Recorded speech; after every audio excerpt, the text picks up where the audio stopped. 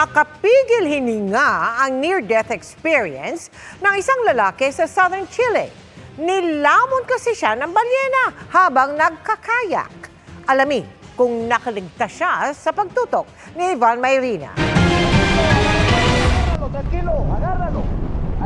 Habang nagkakayak sa maalong Strait of Magellan sa southern Chile, ang 24-year-old Venezuela na si Adrian Simancas. Biglang bumulaga ang isang damuhalang humpback whale at mabilis siyang nilamon.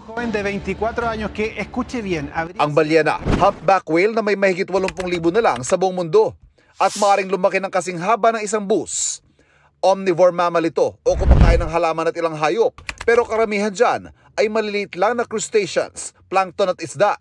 Minutos de terror vivió un joven. Tuluyan kaya kinain si Adrian. Habría sido tragado y posteriormente expulsado por una. Saglit lang nawala si Adrian sa bidyong kuha ng kanyang ama dahil iniluwarin siya ng balyena. Gayunman, ayon kay Adrian, inakala niyang katapusan na niya sa 3 segundong pagkatrap sa bibig ng gentle giant. Sa huli, nakaligtas siya at hindi nasaktan man lang. Para sa GMA Integrated News, Ivan Mayrina, nakatutok 24 oras.